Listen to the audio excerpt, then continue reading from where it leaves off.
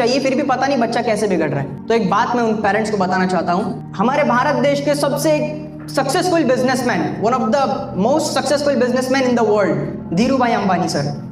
जब धीरूभाई अंबानी सर को अपनी लाइफ में पहली पगार मिली, पहली तनख्वाह जब उनको मिली, सैलरी, तो वो 300 रुपए थी, मात्र 300 रुपए, आज से कई सालों पहले सिर्फ 300 रुपए उनको मिले और वो 300 रुपए लेकर गए हमारे भारत के सबसे बड़े 5 स्टार होटल ताज होटल में, मुंबई में ताज होटल में गए, एक चाय ऑर्डर की और चाय पीकर आ गए। जब उनके साथ वाले दोस्तों ने, लोगों ने पूछा कि भाई पहली पगार मिली, क्या किया पहली पगार का, घर में बीवी बच्चे हैं, सब कुछ जिम्मेदारियां है,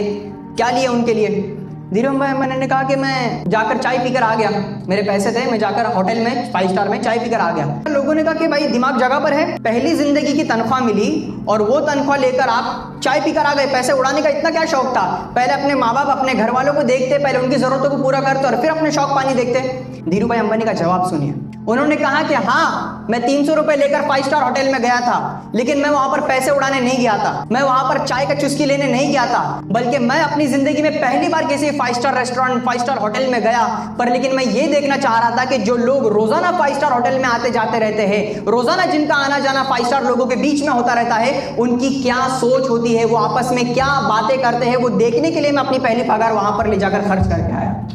माशाल्लाह, ये सोच होती है। जब सोच इंसान को बदलनी होती है तो फिर वो पैसे को भी नहीं देखता, अपनी सोच को बड़ी रखता है, तब जाके जनरेशंस बनती है। और आज धीरूभाई अंबानी की जनरेशंस लीड कर रही है बिजनेस लाइन में। इसीलिए कहते हैं that this is the famous saying I could say, unsuccessful people plan for weekends, unsuccessful people plan for weekends, but successful people plan for generations.